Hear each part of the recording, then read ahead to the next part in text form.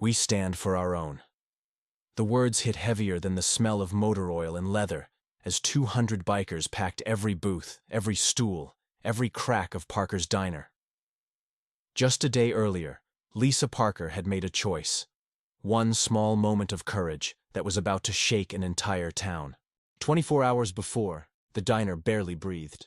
The old ceiling fan groaned in slow circles, stirring the humid afternoon air, but doing little to cool it.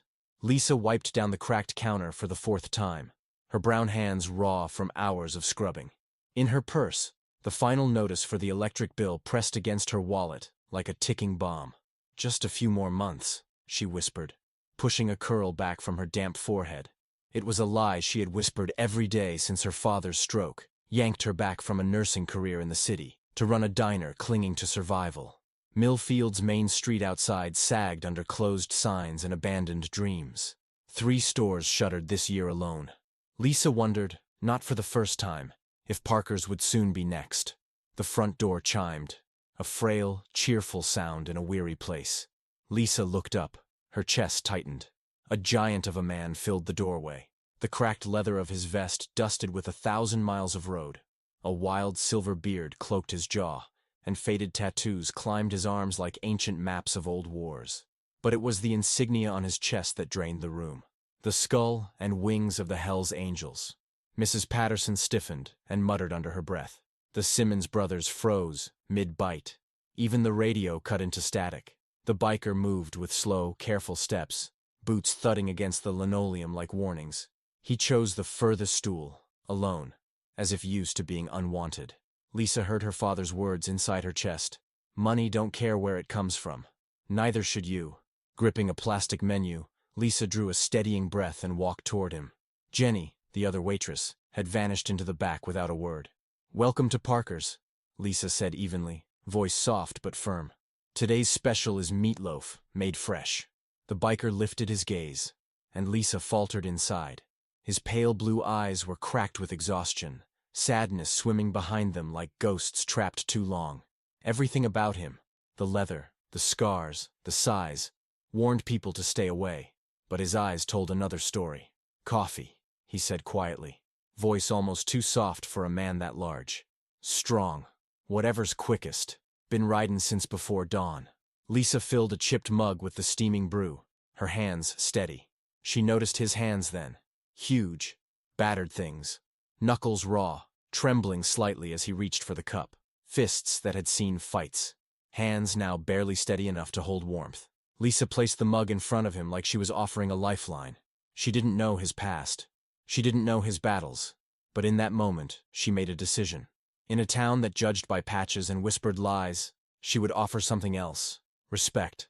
Simple, unwavering dignity. Sometimes standing up didn't mean shouting. Sometimes it meant serving a man the world had already decided didn't deserve kindness. Sometimes it meant everything. The chipped bracelet peeked from under his leather cuff, a worn reminder of battles bigger than the road. Lisa's eyes caught it. Hospital standard white, half tucked away like a secret. Beyond the grime and exhaustion, she saw it clear now, a grief carved so deep it hollowed him out. She had seen that same hollow gaze before, in oncology wings and waiting rooms thick with prayers. "Long road still ahead?" Lisa asked. Casual, like her daddy used to do when strangers looked too burdened to smile. The biker's hands, huge and battered, curled tighter around the coffee mug, as if stealing strength from it. He took a slow sip, the steam fogging up in front of tired eyes, before finally answering. "Back to Riverside," he muttered, voice hoarse. "Hospital." He paused, like the next words hurt more than the road rash on his knuckles. "My daughter." His mouth moved like he had more to say, but the words never made it. Lisa didn't press. She didn't need to. Pain spoke loud enough without language. Not a Hell's Angel, not some rumor on 2 wheels, just a father clinging to hope. "I'll get something quick going for you," Lisa said gently, the kindness in her voice wrapping around him like a quilt. "Eggs and toast, hot and fast." He nodded, almost grateful, his shoulders sagging in relief. Lisa moved toward the kitchen window, feeling the heavy stares she knew were burning into her back. Mrs. Patterson leaned across to whisper into Mrs. Henderson's ear, their pearls clinking together like worried bells. The Simmons brothers just stared, forks frozen halfway to their mouths. Even Jenny, armed with a bottle of ketchup she didn't need, stayed huddled by the condiments like they could protect her. Lisa knew what they were thinking, what they wanted her to do. The badge on his vest erased everything else he might be. In Milfield, rumors outlived facts, and if you wore leather and rode chrome, you carried every sin the town had ever whispered about. Lisa tightened her jaw and slid the order through the kitchen pass. The door chimed again. 2 officers stepped inside, their uniforms sharp against the diner's peeling booths. Officer Brennan, all swagger and loud opinions, led the way, with Officer Taylor close behind. Lisa's heart sank. Their eyes zeroed in on the biker, and Brennan's grin curled like smoke from a fire. He sauntered over and plopped into the stool right beside the man, Taylor flanking the other side. "Don't get many of your kind around here," Brennan said, loud enough for everyone to hear. "Just food, officer," the biker replied without looking up, his voice low and even. Lisa hustled over with the plate of toast and eggs, setting it carefully in front of the man. "Anything else I can grab you?" she asked, her voice steady. Before the biker could even open his mouth, Brennan barked, "Yeah, Lisa. Why don't you check if he's wanted? We've had bulletins." The biker's jaw clenched. He moved slowly, reaching into his back pocket for his wallet, but Brennan's hand twitched toward his holster like he was itching for an excuse. "Careful," Brennan muttered, a warning thick with threat. Lisa felt her blood boil. She stepped closer, her voice calm but sharp. "He's a paying customer," she said, meeting Brennan's glare head-on. "Same as you." Brennan leaned back, smirking. "Not the same," he sneered. "His kind bring needles, knives, and trouble." At that, the biker finally raised his head, a tired fury flashing through the sadness. "You don't know a damn thing about me," he said, voice quiet but cutting. Brennan smirked wider, tapping the patch on the man's vest. "I know enough." The room held its breath. Lisa tightened her grip on the coffee pot. Whatever came next, she wasn't backing down. Not tonight. Not here. Taylor shifted uncomfortably beside Brennan, his gaze darting around the room. "Maybe we should check his plates," he muttered, his voice low but pointed. Lisa noticed how a few heads around the diner nodded in silent approval, others looking down, pretending not to hear. The biker put his fork down gently, his big hands surprisingly careful. "Look," he said, voice scraping low like worn gravel. "I'm just here for some food. Heading to Riverside. My daughter." His throat tightened, and the words faltered. Lisa's heart cracked a little. She had seen that look, that desperate shield of men clinging to pride while falling apart inside. Brennan chuckled, the sound sharp as broken glass. "Right. Sick family story. That's the oldest excuse in the book." Something snapped inside Lisa. Not anger, not even rage, but something deeper, heavier. The same bone-deep decency her parents had spent a lifetime instilling. She set the coffee pot down with a decisive thud. "That's enough," she said clearly, her voice slicing through the diner like a whip. Every conversation froze mid-sentence. Even the ceiling fan seemed to hesitate. Brennan turned slowly, disbelief flashing across his face. "Excuse me?" he said, voice dripping with warning. "You heard me," Lisa said, standing her ground. "He's a paying customer, and you're treating him like a criminal. That's not how we do things here." Taylor fidgeted, casting a wary glance at Brennan. "You don't know who you're backing up, Lisa," he warned. "I know exactly who I'm defending," she answered coolly. "A man who came in for breakfast. Not a threat, not a problem. Just a father trying to get through his day." Brennan's face darkened. He rose to his full height, towering over her, muscles tense. "Your daddy would be real disappointed seeing you take sides against your own," Brennan hissed. The low blow landed hard in the center of the room. Everyone knew Frank Parker, the man who'd taught Lisa to patch scraped knees, serve hot meals, and measure men by their deeds, not their reputations. Lisa didn't flinch. "My father taught me to respect the uniform," she said, her voice steady. "But he also taught me right from wrong. And right now, you're wrong, officer." The air hung heavy with tension. Mrs. Henderson stared deeply into her slice of pie. Dave Wilson mumbled something about needing to leave, eyes fixed firmly on his coffee. At the counter, the biker quietly reached for his wallet. "I'll pay and be on my way," he said, voice low, heavy with shame. Lisa stepped forward quickly, cutting him off. "Not today," she said, fierce and kind all at once. "Breakfast's on the house." The biker blinked, as if unsure he heard right. "Are you sure?" he asked. Lisa nodded firmly. "Yeah, I'm sure." Brennan's mouth twisted into something cruel. "You're making a mistake, Lisa," he sneered. This town's real good at remembering which side you stood on. It wasn't a threat. It was a promise. Lisa's hands trembled slightly, but she locked her knees and lifted her chin. If you're not ordering, officer, you should probably leave. For a moment, it seemed like Brennan might push further, but something in Lisa's unflinching gaze broke whatever bluff he had left. He threw a crumpled bill onto the counter. "Lost my appetite," he muttered. "Come on, Taylor." The bell above the door jangled harshly as they shoved their way out. Slowly, the diner stirred back to life. Chairs scraped. Forks clinked. No one met Lisa's eyes. She turned to the biker, who watched her with an unreadable expression. "I'm sorry about that," Lisa said softly. The biker shook his head, a small smile breaking through the exhaustion. "Don't be," he said, his voice steady now. "Not many would have stood up like you just did." He offered his hand. "Name's Ray Mercer." "Lisa Parker," she replied, shaking his hand.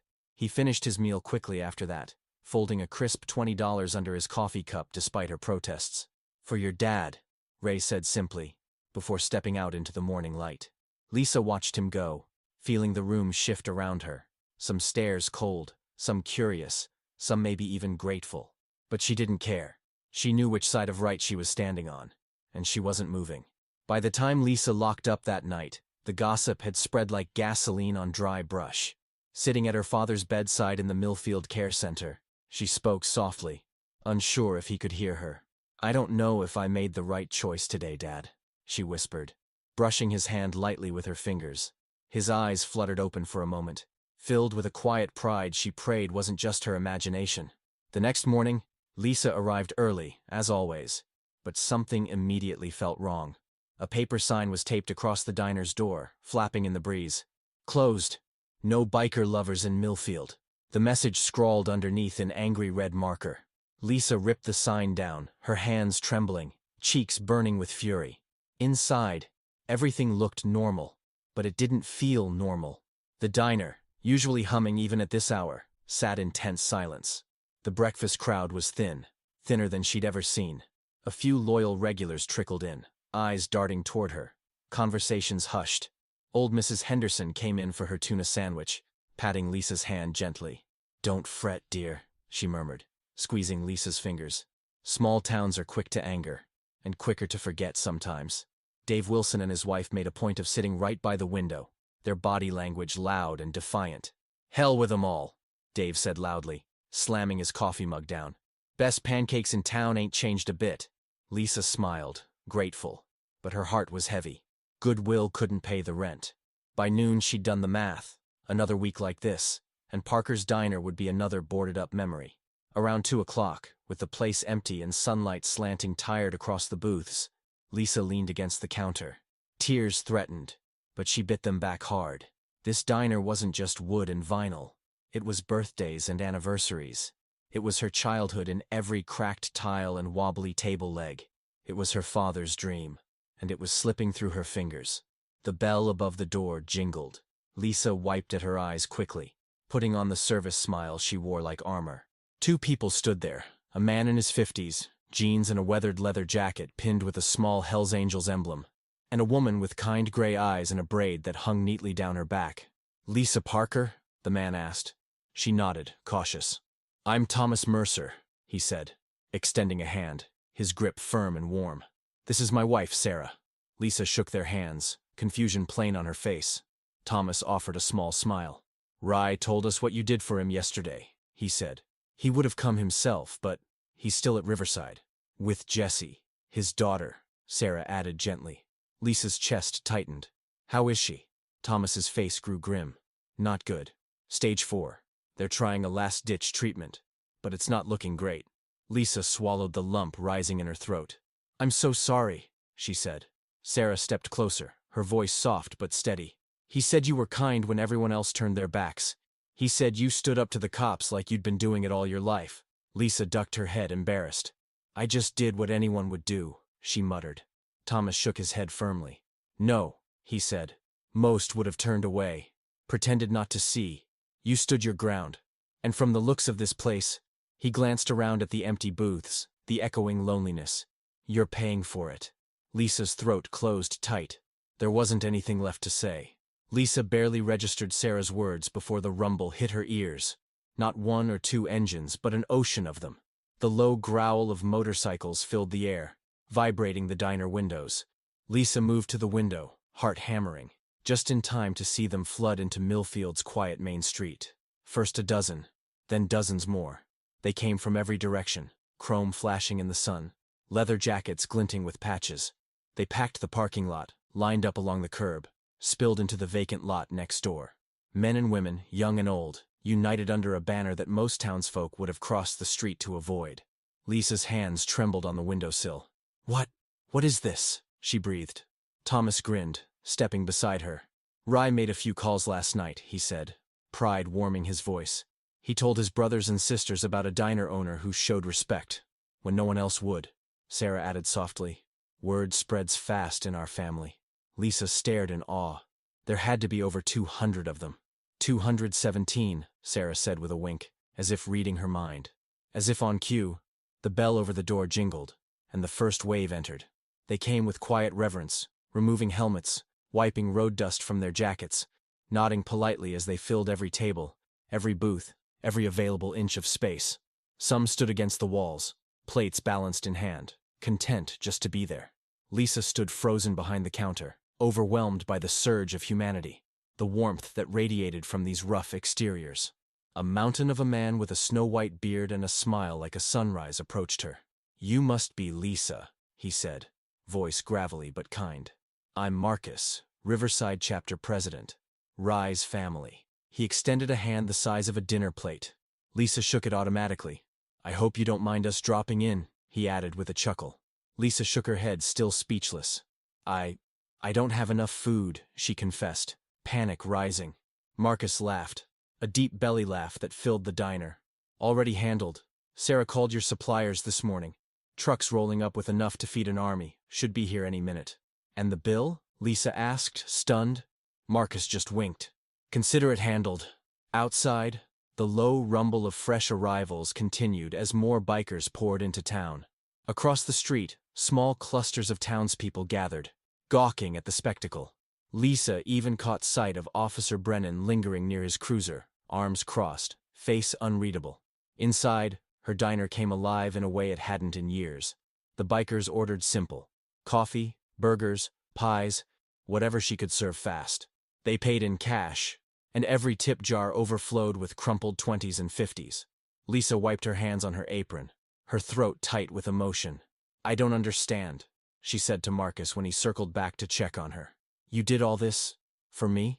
Marcus sobered, his eyes steady. "No," he said. "We did this because you reminded us what respect looks like." He nodded toward the packed diner. "People see the patches and decide they know who we are. You didn't judge Rye when he was down. You stood up when it wasn't easy. You honored his humanity, and we don't forget things like that." Lisa swallowed hard, her vision blurring slightly. Outside, the sea of motorcycles shimmered under the afternoon sun, a loud and undeniable symbol that loyalty and gratitude could look a lot different than the world expected.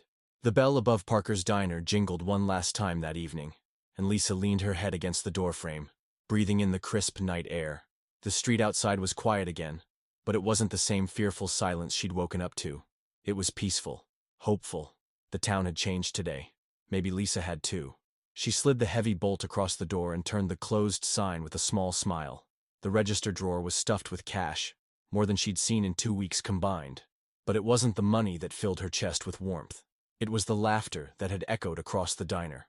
The unlikely friendships formed over coffee and pie. The way strangers had become something like family. Lisa moved behind the counter, her eyes lingering on the worn stool where Ray had sat just yesterday, battered and tired, with a world of sorrow in his eyes. The same man who, through one small act of kindness, had unleashed an army of angels in leather. She wiped her hands on a dish towel, laughing quietly to herself. The town's worst day had somehow turned into its finest. Grabbing her keys, Lisa headed for her car. She was tired down to her bones, but she had one more stop to make. At the care center, her father's room was dim and quiet, only the steady beep of monitors filling the air. She pulled a chair close and took his hand in both of hers. "I think you'd be proud today, Daddy," she whispered. "We had a little trouble, but it worked out. You always said, treat folks the way you want to be treated. I tried, Daddy. I really tried." She could have sworn his fingers tightened. just slightly, around hers. Maybe it was wishful thinking. Maybe it was enough. The next morning, Lisa pulled up to the diner to find a package propped against the door. Inside was a soft leather vest, black and gleaming, embroidered with Parker's Diner across the back, and above it, stitched in bold silver letters, Friend of the Angels. Pinned to the vest was a note, scrawled in rough handwriting, for the bravest diner owner we know. Jessie's getting stronger. She still wants to meet you. Ray. Tears burned Lisa's eyes as she carefully hung the vest behind the counter, right next to her father's old apron. When Officer Brennan walked in an hour later, quieter and more polite than she'd ever seen him, Lisa served him his coffee with the same steady smile she gave every customer. After all, it wasn't about uniforms or leather jackets. It wasn't about who looked rough and who looked respectable. It was about who showed up, who stood up, who acted right when it mattered most. Sometimes it didn't take a grand speech or a dramatic showdown to change the world. Sometimes all it took was one act of decency, one warm meal, one refusal to turn away. Lisa Parker hadn't set out to be a hero. She just did what was right, and somewhere along the way, a broken town remembered how to be better too. Outside, the early morning sun caught on the chrome of motorcycles lined up neatly by the curb, a silent promise that Parker's Diner, and the woman who refused to back down, would never stand alone again.